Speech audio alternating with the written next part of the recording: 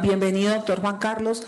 Usted abre el debate, usted abre el diálogo, usted abre esa gran conversación nacional de salud. Bienvenido. Señora Presidenta, muy buenos días. Muchas gracias a usted, al señor Vicepresidente, a todos los senadores y senadoras de la Comisión Séptima por concedernos este espacio y el honor de abrir plaza y empezar esta conversación sobre el sistema de salud. Yo les quiero decir que represento la Asociación Colombiana de Hospitales y Clínicas, que es un gremio mixto de instituciones prestadoras de servicios de salud, que fue fundado hace 66 años. Agremia instituciones hospitalarias públicas, clínicas privadas, instituciones ambulatorias y diferentes instituciones que pertenecen al sector de la salud. Arranco haciendo un pequeño paréntesis en este punto que es muy importante para la discusión que viene, y es este sistema de salud en la prestación es un sistema mixto. Es el sistema de prestación más robusto de toda esta región del mundo, en el cual coexisten de manera integrada y armónica instituciones públicas y privadas.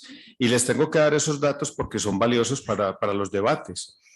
En Colombia hay más de 11.490 IPS, entidades que se llaman instituciones prestadoras de servicios de salud. No, 11.496. Y de esas, 10.474 son de naturaleza privada y hay 1.002 instituciones prestadoras de servicios que son de naturaleza pública. Cuando ustedes aterrizan ese tema para mirar las entidades que tienen internación hospitalaria y que conocemos clásicamente como hospitales y clínicas, ustedes encontrarán que tenemos alrededor de, dentro de ese universo de 11.000, casi 11.500 IPS, tenemos cerca de 2.000 instituciones hospitalarias, públicas y privadas. La mitad son públicas, la mitad son privadas. Pero cuando usted ve la composición de las camas, usted va a encontrar que la mayoría de las camas, hoy el 68% de las camas hospitalarias de este país son camas privadas y 29.000 son camas públicas. Es decir, en esto se ve un cambio que hemos tenido en los últimos 15 o 20 años. Hace 15 años la composición era 50% camas públicas y 50% camas privadas. Hoy, y ustedes lo pudieron apreciar, el valor de ese movimiento en el momento peor de la pandemia, cuando mucha de esas atenciones se solventaron gracias a esa expansión que ha tenido sector privado. Conclusión de ese primer punto y de este paréntesis antes de iniciar mi exposición es: este sector necesita lo público y lo privado. No se puede pensar un sistema de prestación de servicios de salud en Colombia que diga solo lo hago con lo público u otro que piense que solo lo hace con lo privado. Con una connotación muy importante para ustedes, señoras y señores senadores.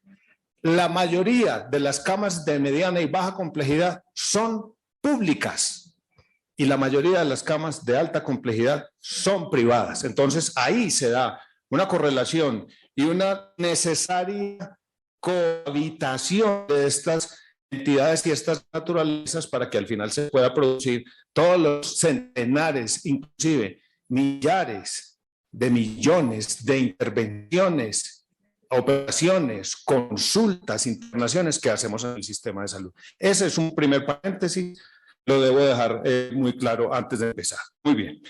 Luego de darles los agradecimientos a ustedes por este espacio, que pensaba que inicialmente era más breve, pero que me alegra mucho que nos den un espacio más amplio, yo quiero compartir con ustedes 4 grupos de ideas en este primer acercamiento con ustedes. Diciéndoles de antemano que muchas de esas ideas ya están plasmadas en documentos técnicos que estamos listos para compartir. La columna vertebral de esta presentación se denomina Ruta Lógica hacia una salud progresiva. Ya está escrito y está publicado y apenas termine la intervención lo compartiré con la Secretaría para que todos los integrantes de la Comisión Séptima puedan conocer en profundidad tanto el resumen como el documento técnico de soporte de esta intervención. Entonces, mis 4 grupos de ideas. Arranco con una primera. que creo que nos puede allanar muchos caminos en esta conversación. Y es algo que nosotros hemos denominado la doble aceptación. Esa es la mejor manera que hemos encontrado nosotros para avanzar en esta conversación. ¿Por qué? Porque la doble aceptación consiste en aceptar que el sistema de salud tiene grandes avances en este país, pero también reconocer y aceptar que tenemos enormes dificultades y retos que debemos enfrentar.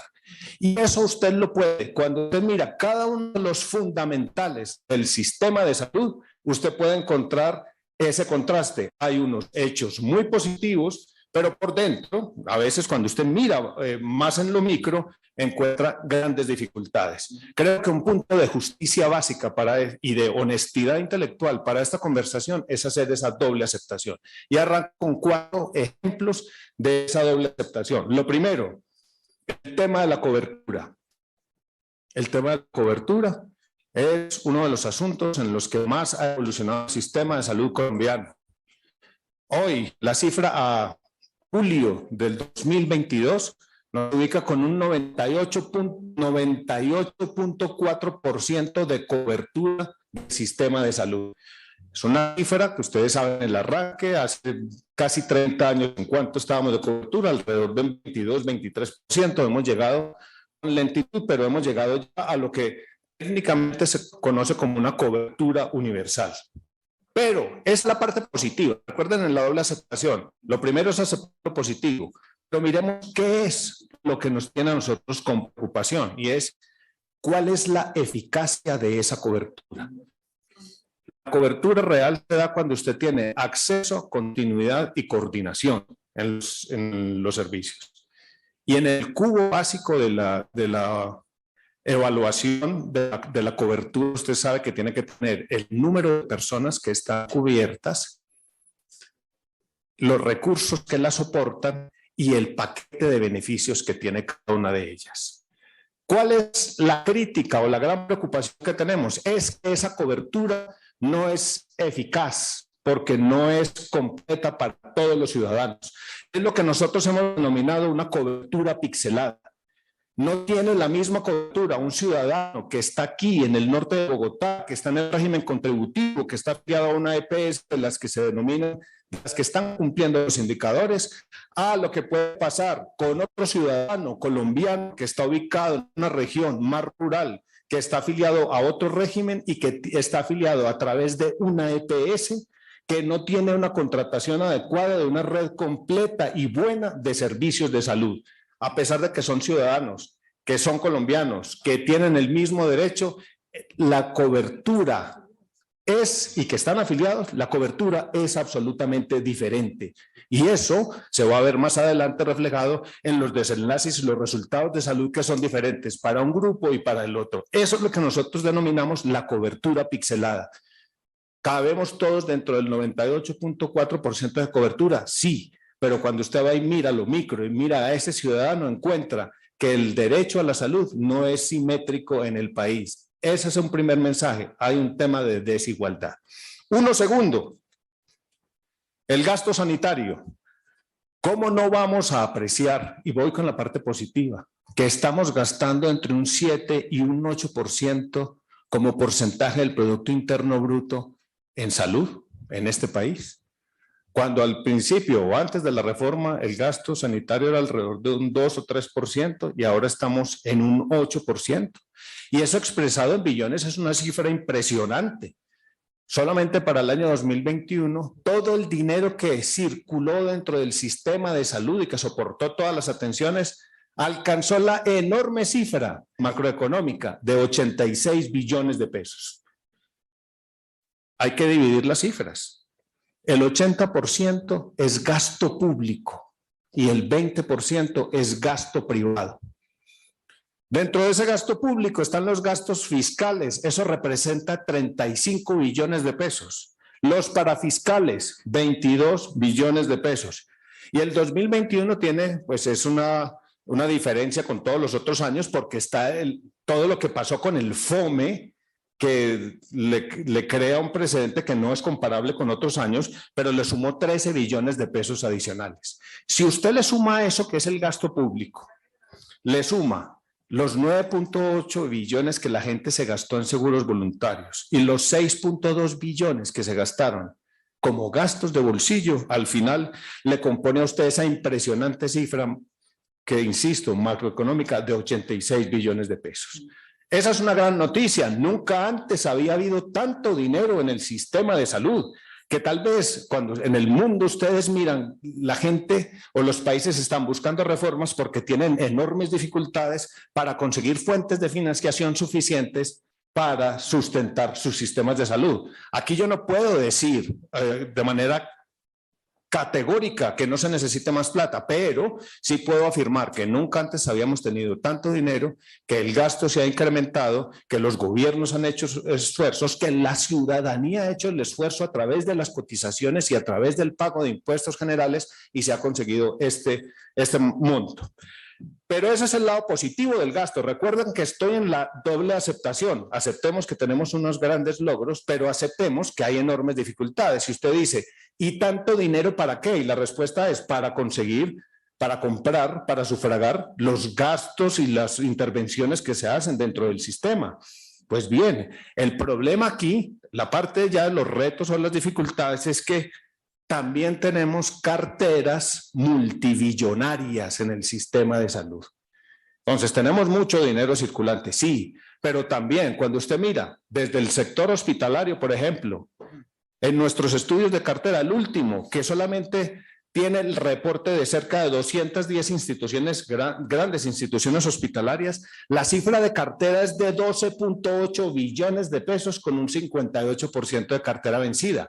Y si usted va y mira las fuentes oficiales, como la Superintendencia Nacional de Salud, el último reporte que tienen ellos de mediados del año anterior, en 5.392 IPS, alcanza la impresionante cifra de cartera de 39.2 billones de pesos, con un 59% de cartera vencida. Es decir, cartera que está por encima de los 60 días después de haber sido presentada la facturación adecuadamente.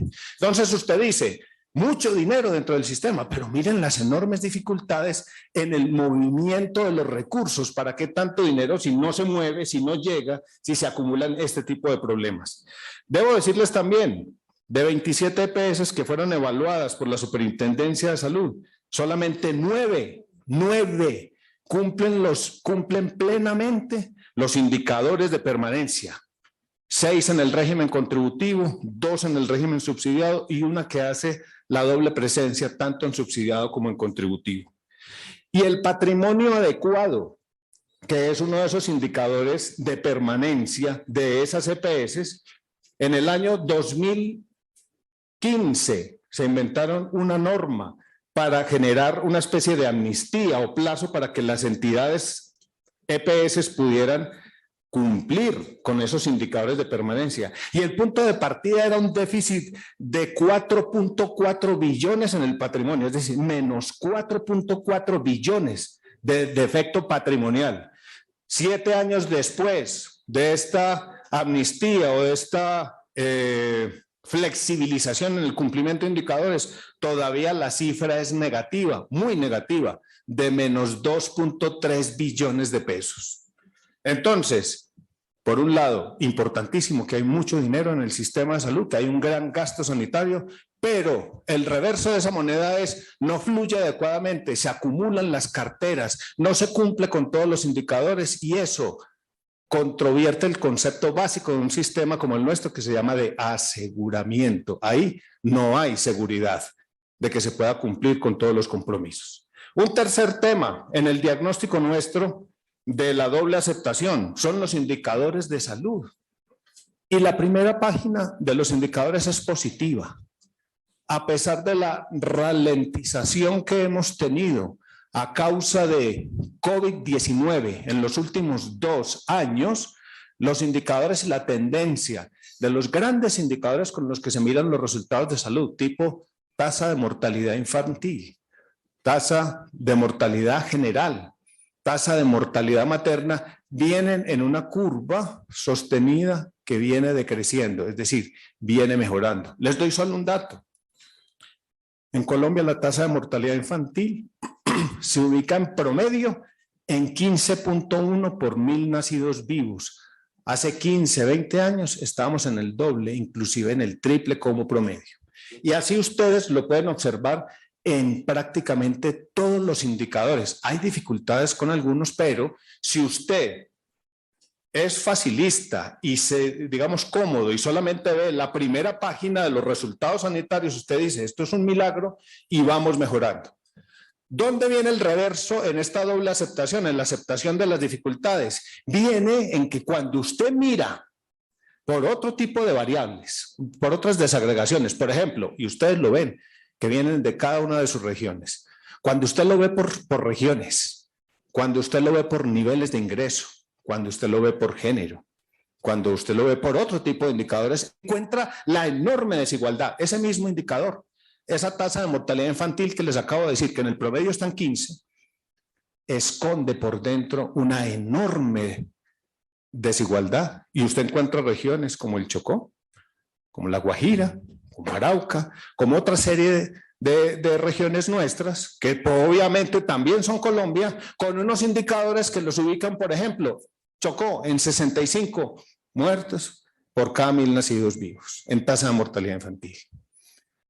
Mientras que hay otras regiones, de pronto el eje cafetero, el Valle del Cauca, otras regiones que tienen una cifra que está por debajo del promedio, que está en 13. Entonces, la invitación a ustedes en este debate es, no se pueden conformar con la primera página de los resultados en salud, que es la macro, la de los agregados. Nadie vive en el agregado nacional. La gente vive es en la realidad regional. Hay que mirar por regiones, por niveles de ingreso, por diferentes desagregaciones, y ahí ustedes verán la enorme desigualdad. Vuelvo y traigo esa palabra, desigualdad, que es una de las grandes conclusiones de este análisis. Eso pasa con el tema de los resultados en salud. Entonces hay unos contrastes, unos agregados nacionales muy buenos, con unas tendencias muy buenas, pero por dentro unas realidades regionales muy difíciles, con indicadores que en algún momento nos ubican y nos igualan con países absolutamente subdesarrollados. Y el último punto de esta doble aceptación, voy terminando mi primer grupo de ideas, es la percepción que se tiene sobre el sistema. Entonces, depende de donde usted se pare. Yo oigo a nuestros colegas de otros gremios o a algunos funcionarios, ya de pronto exfuncionarios en este momento, que nos dicen, hay un 96% de colombianos satisfechos con los traslados que les han hecho de las EPS liquidadas a las EPS receptoras. Hay otras encuestas que muestran cifras con unas calificaciones muy positivas, que se mueven entre el 50 y 80% de personas que dicen que el sistema de salud es bueno, que el sistema, como lo perciben y lo pueden usar, les da buenos resultados y que están satisfechos, inclusive muy satisfechos. Pero, más allá de esas apreciaciones, que depende desde donde usted se pare, pueden dar esos resultados, cuando usted ve indicadores que son generales, como por ejemplo, las tutelas, usted encuentra que hay allí una expresión de un gran problema que se viene acumulando. Solamente les doy el dato del año 2016 a 2019, prepandemia. Nos fuimos acercando al promedio de 200.000 tutelas al año con relación al derecho a la salud. Violaciones, vulneraciones al derecho a la salud, con un agravante monumental que ustedes tienen que evaluar bien en todos los trabajos que vienen adelante, señoras y señores congresistas de la Comisión Séptima. El 88% de esas tutelas están relacionadas con contenidos que sí están en el plan de beneficios en salud, en lo que antes llamábamos el POST. 88%, porque pueden llamarlos a distracción y decirles, no, es que esos son los temas que no están incluidos, son los servicios sociales, yo no sé qué, son las cuestiones que no están dentro del plan de beneficios. No, estamos hablando de lo que es el derecho, lo que es el núcleo, lo que es el plan de beneficios en salud.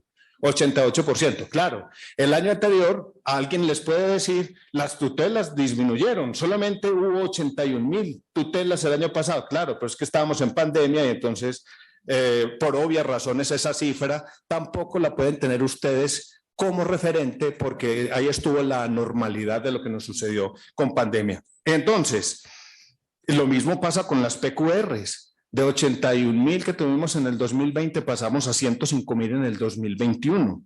Y en las redes, un estudio que hicimos nosotros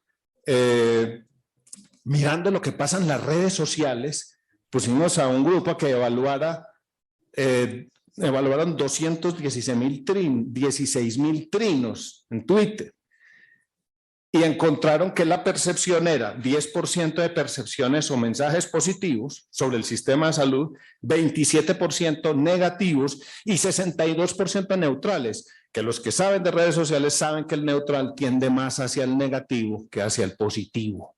Esos son percepciones también. Entonces, aquí hay un contraste importante entre los grandes logros y los grandes problemas. Pero me parece que en sentido de justicia básica hay que tener los dos puntos de vista para poder seguir avanzando en el debate. Ese era mi primer grupo de ideas. El segundo grupo de ideas. Son 4 pilares. Pues sí, en esta presentación, yo no sé cuántos minutos, pero bueno, aquí sigo avanzando. Le quedan 20 minutos. Ah, no, tengo tiempo, bueno. El segundo Perdón, grupo de ideas, corrijo, 10 minutos. Qué pena. no, estaba mejor la primera cifra. Bueno. Mi segundo grupo de ideas, ¿cuál es? De lo anterior, de ese diagnóstico, a ustedes les quedan algunas palabras o algunos conceptos para definir. Desigualdad, fragmentación, pixelación, diferencias de opinión y problemas en el uso de los cuantiosos recursos que tenemos en el sistema. De ahí, nosotros arrancamos entonces con una propuesta de reforma al sistema, diciendo, mire, hay cosas muy positivas y hay aspectos muy negativos. Vamos a proponer una reforma al sistema tratando de preservar al máximo lo que funciona bien, pero pensando en cómo reparar las otras cosas que no están funcionando bien. Y la denominamos una ruta lógica hacia una salud progresiva. Tiene 4 pasos lógicos. Esto tiene mucho por dentro, mucho desarrollo, pero lo voy a decir rápidamente. El primer paso dentro de esa ruta lógica, ¿cuál es? La formulación inteligente de esa reforma. Y la formulación inteligente parte del diagnóstico. Con un supuesto básico, usted va a construir sobre lo que ya tiene como país. Construyamos sobre lo construido. Pero segundo, usted tiene que evolucionar o mejorar aún más lo que le está funcionando bien. Recuerden, las partes positivas hay que fortalecerlas. Y usted tiene que modificar, cambiar o suprimir todo aquello que no está funcionando o que lo está haciendo mal, las partes negativas. Eso parece sencillo, pero esa es la macroestrategia que les dice a ustedes. Vamos a seguir en el esquema de aseguramiento, vamos a preservar lo que hemos conseguido, pero tenemos que ser conscientes de que hay que hacer unos cambios profundos en lo que no está funcionando. Y en el segundo paso de esa ruta lógica, usted debe definir unas fronteras conceptuales de diferentes aspectos del sistema de salud, que son como los médicos decimos, es la dosificación del medicamento que le vamos a dar al paciente. Usted tiene varias opciones terapéuticas. Primero, usted tiene que saber si el sistema va a ser más curativo o más preventivo. ¿Cuál es la definición de fronteras? ¿Hacia dónde va a trazar usted la línea, la frontera, por ejemplo, del gasto sanitario en promoción y prevención? Este país se gasta cerca de 2 billones de pesos en promoción y prevención, absolutamente insuficiente. Si usted lo quiere hacer más preventivo, más promocional, con esa plata no le va a alcanzar. Usted tiene que correr esa frontera y decir, tengo que conseguir unos nuevos recursos para hacer más promoción y prevención. Eso es muy importante, compañeros. Perdón, doctor Juan Carlos, no le quito sino un minuto, descuénteselo, señor secretario. Es muy importante ese modelo. ¿Qué modelo queremos para nuestro país? Y ojalá también el resto de los invitados puedan esbozarnos su percepción y su punto de vista frente a qué modelo necesita Colombia. Gracias, señora presidente. Entonces les decía, el segundo punto es la definición de fronteras. Usted tiene varios conceptos. Uno, tiene que decidir si el sistema es más curativo o más preventivo. Usted tiene que definir qué va a hacer con el plan de beneficios, si va a tener exclusiones o si todo va a estar incluido. Ya el gobierno anterior dio un gran paso y creció el plan de beneficios en salud, tratando de disminuir todo lo que era lo no PBS. Hay que tomar una decisión de si va a existir no PBS, si lo vamos a financiar o si vamos a tener algún tipo de servicios excluidos. Tenemos que saber si el sistema es más generalista o más basado en los especialistas. Y eso implica decisiones con el sector del talento humano en salud, con el sector de la educación, con la academia, con las fuentes de financiación del sistema. Usted tiene que decidir si vamos a hacer más tratamientos intrahospitalarios o nos vamos a extender más a los domicilios de las personas. Que los sistemas desarrollados, el teatro de operaciones hoy es el domicilio, como lo pudimos ver en la pandemia, pero eso necesita también de definiciones de presupuesto y de modelo de atención. Lo mismo si el sistema tiene más impuestos o más impuestos generales o aportes desde la nómina. Como ustedes lo vieron, el sistema hoy está más financiado con impuestos generales, más financiado con impuestos generales que con contribuciones desde la nómina. Esa es una decisión que se tiene que tomar. Dependemos del empleo o dependemos del impuesto general y de los ingresos generales de la población. Eso es lo que nosotros llamamos la definición de fronteras. Ahí es donde están muchas de las cuestiones tácticas, de los cómo. Y eso tiene mucho que ver con lo que es la presentación de un articulado de una reforma, porque esa dosificación tiene que pasar por ciertas modificaciones. El tercer punto dentro de esta ruta lógica es el cambio de roles de los diferentes agentes. No vamos a conseguir mejores resultados haciendo todo lo mismo que estamos haciendo hoy. Ya tenemos aquí dificultades en la operación, ya estamos viendo dónde hay fallas. Nosotros no lo vamos a lograr diciendo que con buena voluntad solamente esto se va a componer. No, aquí se necesitan cambios en los roles de los agentes, y voy a mencionarles algunos. ¿Los hospitales no pueden seguir siendo iguales? No. Nosotros ya tenemos un extenso documento que también se los voy a dejar en secretaría, que se llama Hospital 360 grados. Es una visión de lo que es el hospital y la prestación de servicios del futuro. Hacia dónde nos tenemos que extender, cómo nos tenemos que especializar, cómo vamos a dar mejores resultados sanitarios, cómo nos vamos a concentrar en que el paciente sea el centro y lo más importante dentro del sistema de salud, cómo vamos a hacer para agregarle valor a los servicios que estamos prestando. Eso ya lo tenemos escrito y estamos desde el gremio hospitalario promoviendo esa reforma silenciosa, que es la reforma del día a día en cómo hacer diferentes las cosas. Es el Hospital 360, pero si bien los hospitales tienen que modificar, adaptarse a lo que es el futuro, que ya es el presente en muchos casos, como lo vimos en pandemia, pues también tenemos que pensar que agentes como las EPS deben evolucionar. Nosotros creemos que el asunto con las entidades promotoras, las empresas promotoras de salud, tiene que haber un cambio en el papel. Y nosotros creemos que viendo lo que pasa con el manejo de los dineros, viendo las dificultades, las glosas, las prácticas indebidas, las enormes pugnacidades, la tramitomanía, la transaccionalidad enorme que hay dentro del sistema de salud, la EPS debe tener una especialización en las operaciones administrativas. Nos puede ayudar con las logísticas, la coordinación, el manejo de la coherencia interna del sistema, las auditorías, las verificaciones, los análisis de la completitud de las redes. Ese tipo de cuestiones las debe hacer la EPS, pero creemos que no debe manejar el dinero de la salud y que eso debe pasar directamente a un banco, a una caja única, a un fondo único que ya existe y que ha madurado y florecido en la pandemia, que se llama ADRES. La ADRES debería ser ese gran acumulador, y ahí viene el cambio importante sin destruir el sistema. El cambio es, ADRES va a tener más funciones, no la función de auditoría, pero sí la función de tener el dinero, concentrarlo ahí, tener acumulación de dinero, acumulación de recursos y urna maestra de la información del sistema de salud. Ya se demostró que sí lo puede hacer. Creo que ese papel se tiene que hipertrofiar, crear un ADRES 2.0 con unas nuevas funciones, no cargarle funciones detallistas que no podría hacer como son las auditorías. Para eso tiene que estar la EPS en su nueva forma de administración regulada. Y terminando este tercer punto de cambio de roles en la ruta lógica, nos pasamos a un cuarto punto de esa propuesta de reforma nuestra, que son los cambios en la relación de poder dentro del sistema de salud. Y ahí le creemos nosotros que tiene que jugar un papel muy importante en la tecnología.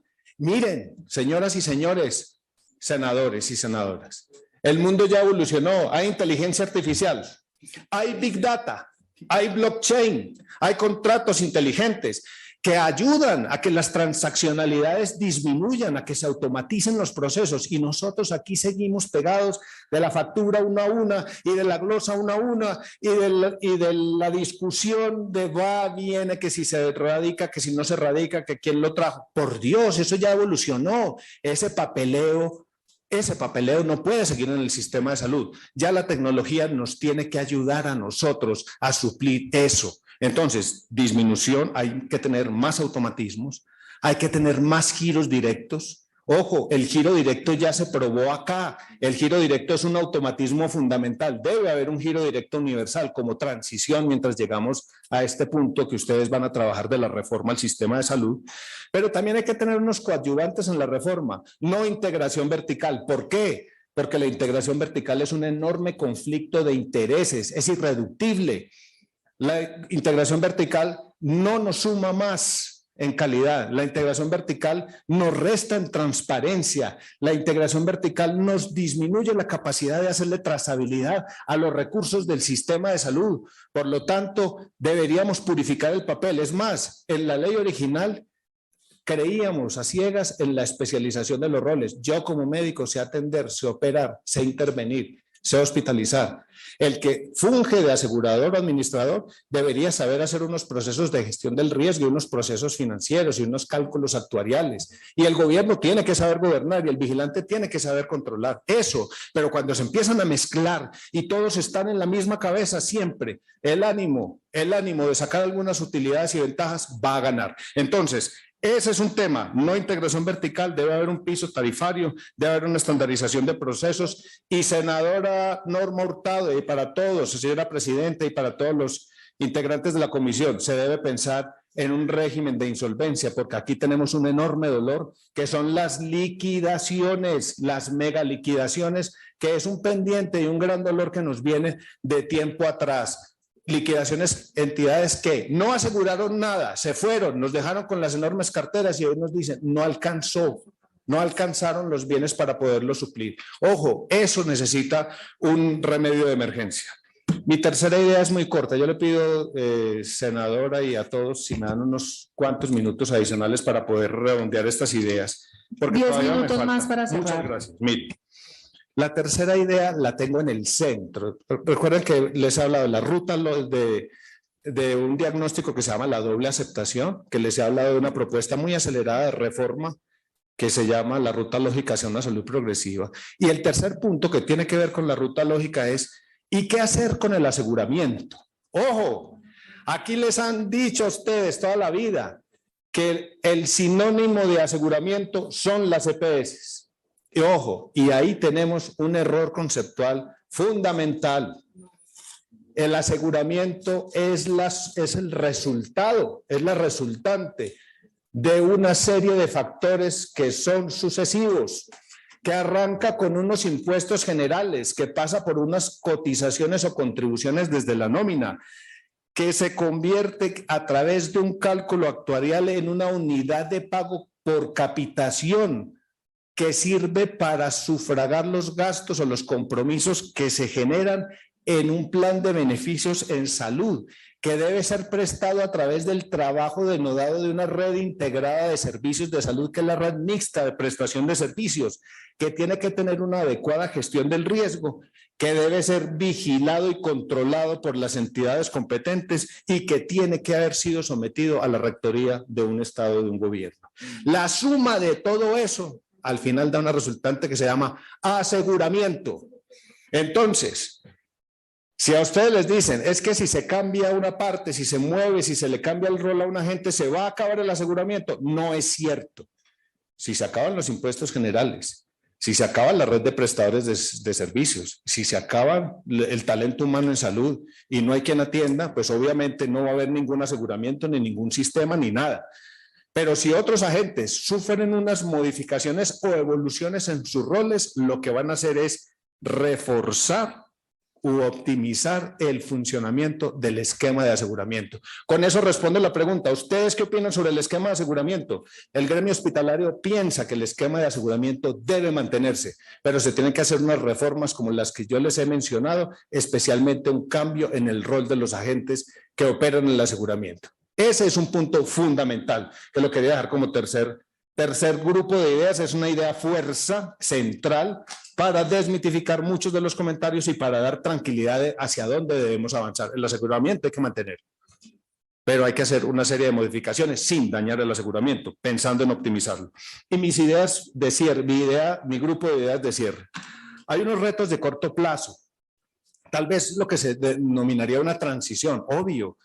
Es obvio que hay que hacer una reforma al sistema y hay que pensar en esas palabras que les mencionaba. Hay que luchar contra la fragmentación, la segmentación, la desigualdad, el mal uso de los recursos, todo eso. A eso hay que hacerlo como reforma. Pero hay algunos asuntos que pueden ser complementarios o estar incluidos dentro de la reforma. Primer tema que tiene que hacer este gobierno y este Congreso nos tiene que ayudar. Hay que fomentar de verdad la calidad. No puede ser solo un discurso vacío. La calidad siempre se relega a un segundo plano, a un segundo tiempo. Antes porque no teníamos cobertura universal, después porque estábamos en pandemia. Ahora, ¿qué excusa tenemos para no trabajar intensamente por la calidad? Pero la calidad no puede ser un discurso. Tiene que haber fomento desde lo tributario, desde lo educativo, desde lo presupuestal, desde el mercado. Eso lo podemos conversar como un estatuto de lanzamiento, fomento de la calidad. Lo segundo, ustedes van a hablar de reforma tributaria. Y es una de las prioridades, y la reforma tributaria tiene que ver mucho con salud. Ojo, que se necesitan más recursos para salud pública, sí, que se necesitan recursos para pagar lo de las megaliquidaciones que no se pudo solventar, por supuesto que sí. Les dejo un par de ideas. En la última reforma tributaria donde se modificó, no de ese gobierno, del gobierno Santos, donde se modificó el IVA social y se pasó de 16 a 19, medio punto se dejó. Ustedes lo recuerdan como de destinación exclusiva para el sector de la salud. Ojalá se viera ese medio punto. Yo creo que ustedes podrían hacer una destinación así fuera transitoria, un par de años de ese medio punto, destinarlo al sistema de salud para complementar lo que se necesita en salud pública o para complementar o darle fuente a un régimen de insolvencia, a una ley de quiebras o a un estatuto que proteja a los prestadores de servicios de salud contra la salida sin provisiones de las EPS. Eso con respecto a la tributaria. Impuestos a las sustancias nocivas, por supuesto que ustedes pensarán en qué van a hacer con esas tarifas, si se puede elevar para conseguir más recursos para la salud, pero también les imploro que piensen en que hay actitudes nocivas. Los juegos de suerte de azar los veo yo omnipresentes en todo, en el deporte, en todas las actividades. La ludopatía es una enfermedad y es un problema serio. Eso también es un problema mental, serio, destruye hogares, causa problemas, destruye salud. Eso también debería tener una mirada especial de financiación para el sistema de salud. Un punto importante para este gobierno, ojo, y que los toca a todos ustedes. Hemos hablado mucho de vacunación COVID. ¿Y qué ha pasado con el plan ampliado de inmunizaciones? El PAI, en la cobertura útil de PAI, cayó en promedio en 7 puntos, entre 7 y 10 puntos después de pandemia. Hay que reforzar el PAI, hay que hacer una campaña nacional para que el plan ampliado de inmunizaciones tenga toda la fortaleza y nos lleve otra vez a coberturas superlativas, a coberturas superiores. Hay que pensar en un marco de sostenibilidad del sistema de prestación. Y aquí les dejo el listado de temas. Hay que cerrar el acuerdo de punto final y hay que pensar en que se van a requerir nuevos tramos de acuerdo de punto final para subsanar muchas de las deudas que no se pudieron pagar, especialmente con los prestadores. Con el sector asegurador, las EPS, se aclararon muchas cuentas y se pagaron muchas cuentas, pero no todo llegó al sector prestador. Se va a necesitar más acuerdo de punto final. La liberación de reservas técnicas es el pan debajo del brazo que tiene este gobierno. Llega como herencia del anterior. El 30 de septiembre tiene que pagar la liberación de las reservas técnicas para pagar cartera del sector prestador vencida, cartera mayor de 180 días. Los cálculos se mueven entre 2 y 3 billones. Eso lo tiene que hacer este gobierno. Llegan ni siquiera en los primeros 100 días. Es una victoria temprana, 60 días tiene para hacerlo. Esto lo tienen que ejecutar. Perdón, doctor Juan Carlos, para los colombianos y para nuestros compañeros y especialmente para la mesa directiva, tranquilo. Recuérdenos liberación de reservas técnicas, que eso es muy importante que todos lo sepamos y que lo sepan los colombianos que nos están oyendo.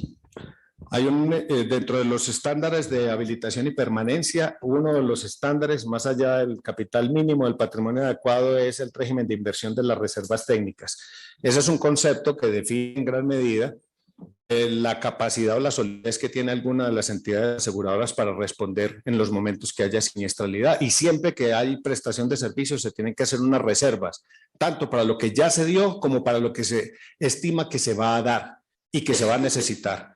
El gobierno anterior le dio la oportunidad durante la pandemia a las EPS que hicieron una liberación voluntaria para pagar, ayudar a pagar deuda vencida de las EPS con las IPS con utilización voluntaria de las reservas. Eso no se cumplió y por eso tuvo que expedir un nuevo decreto recientemente para que de manera obligatoria se destinaran esos recursos que están invertidos en las reservas técnicas, se pudieran desinvertir y ahora la liquidez del sistema y pagar esa cartera mayor a 180 días siempre y cuando el porcentaje fuera superior al 15% en cada una de esas EPS.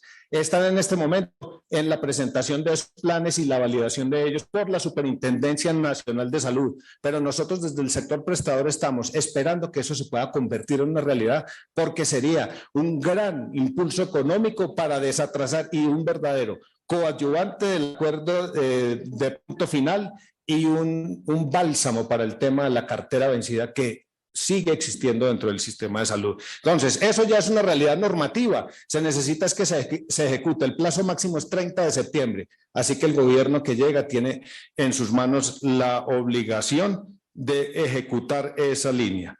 Le decía que hay que tener un marco de sostenibilidad del sistema de prestación, con el acuerdo de punto final, con la liberación de reservas técnicas, con el giro directo que nosotros sugerimos que sea giro directo universal, con ese reforzamiento de ADRES, convirtiéndole en ADRES 2.0, que sea esa urna maestra de recursos, con los recursos nuevos para las megaliquidaciones que ya les mencioné, con el uso de las normas que están dentro del decreto 441, que son los automatismos en las relaciones entre los diferentes agentes del sistema de salud. Y yo creo que nosotros ojalá pudiéramos cumplir ese sueño de que nunca más tengamos que estar aquí hablando de carteras vencidas, sino que pudiéramos estar hablando de cómo gerenciamos mejor, de cómo atendemos más, de cómo tenemos nuevos métodos asistenciales, de cómo traemos más tecnología, de cómo operamos mejor a la gente y no siempre tener que estar hablando aquí del tema financiero y de las carteras y de las platas, sino hablando de lo que sabemos, de medicina, de prestación de servicios, de atención adecuada a la población.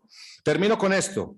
El gobierno tiene que definir, y ustedes lo deben observar, cuánto de lo que se expandió en pandemia se puede quedar, cuánto se puede sostener. Lo más visible eran unidades de cuidado intensivo. Pasamos de 5.300 a 13.300. Hoy estamos en 10.400. ¿Cuántas de ellas las podemos sostener? Y aquí introduzco un tema que es vital. Debe haber un plan de fomento, de preservación, para 3 servicios, al menos 3. Pediatría, obstetricia, salud mental. Son camas vitales y que están por fuera. Las leyes del mercado no les operan bien. No sufragan todos los gastos, pero son servicios que son indispensables en el país. Necesitamos pensar en un plan de preservación. Y termino diciendo, el sistema debe ser dual. Es decir, no solamente hay que centrarse en COVID, el COVID no se ha ido, lo tenemos que seguir atendiendo, pero tenemos que seguir pensando en todo lo no COVID, en todas las patologías crónicas que no pudimos atender bien, en el cáncer que todavía no hemos podido diagnosticar, en la hipertensión que está descontrolada, en todas esas cosas tenemos que hacer un gran plan con el gobierno que llega para desatrasarnos en todas esas atenciones, o si no, eso nos va a costar muchísimo en el perfil epidemiológico del país. Y mi último comentario coincide con el primero que les hice, y no olvidar que este sistema prestador es un sistema mixto y por lo tanto se tiene que defender, por lo menos en la prestación, la existencia tanto de un vigoroso sistema de salud hospitalario público, que entre otras cosas lo menciono como parte del marco de sostenibilidad, debe pensarse en un vigoroso subsidio a la oferta para los hospitales públicos, pero también pensar el sistema privado está soportando y solventando en gran medida las atenciones de mediana y alta complejidad del país y por lo tanto esa coexistencia en redes integradas se tiene que promover, preservar y defender. Gracias. Doctor Juan Carlos, 5 minutos para cerrar y se preparan los senadores que van a intervenir ante los medios. Muchas gracias, señora presidenta, nuevamente por permitirnos a nosotros este espacio para presentar nuestro punto de vista sobre el sistema de salud. Hay varias inquietudes, yo seré telegráfico en la respuesta a la doctora Lorena sobre el asunto de la integración vertical. Por supuesto, en la ley 100, en los principios se hablaba de la especialización de roles, pero en el articulado se permitió la entrada de las EPS con la posibilidad de prestar los servicios a través de red propia o red contratada. Ahí fue cuando se contradijo la ley. Eso se trató de subsanar posteriormente en la ley 1122, cuando se creó un artículo donde se estableció una cuota y se dijo solamente el 30% de la facturación de los servicios prestados se podrá hacer en la red propia y el 70% será a través de la red independiente. La gran dificultad que se ha tenido es, no es posible hacer la trazabilidad completa de los recursos ni de la propiedad de las IPS a través de las cuales se está haciendo. Por eso hay que pensar, complementándolo el tema del régimen de insolvencia, en levantar todos los velos corporativos para que se pueda saber exactamente de quién es cada entidad dentro del sistema. Pero nosotros, ante esas dificultades de trazabilidad, de transparencia, de manejo de información y de manejo de recursos, creemos que se debe prohibir absolutamente la integración vertical y que volvamos a la esencia básica de especialización de roles, cada uno que haga lo que tiene que hacer. ¿Qué se hace con las redes de hoy que funcionan con integración vertical? Esas entidades tendrán que tomar la decisión, o se quedan en una orilla o se quedan en la otra. Nosotros creemos que se deben quedar todos sus prestadores porque hacen falta, pero no se puede compartir ese papel. Yo creo que esa sería la salida. La doctora Berenice me preguntaba sobre el tema de ADRES como única opción. Yo creo que es en este momento lo más importante con ADRES es que le va a permitir al sistema recuperar la soberanía sobre los recursos del propio sistema. Porque cuando se dan todas estas vueltas con los recursos que entran a otras cajas, que entran a ser manejados por otras manos y que se catalogan como ingresos propios, específicamente de las EPS, ahí se perdió el rumbo y se creen los propietarios de los recursos que son de todos. Por eso, ADRES debería ser el banco único, la caja única, el fondo único público que maneje y atesore todos esos recursos, la información y los riesgos. Debería ser ahí, además porque sirve para disminuir los costos de transacción, los costos de intermediación y acotar algo que mencionaba ahora el senador Barrera y tal vez el senador Honorio, el asunto de la corrupción. Es que porque hay corrupción en el sistema, porque es mucha plata que es tocada por muchas manos, que tiene muy pocos ojos para ser vigilada.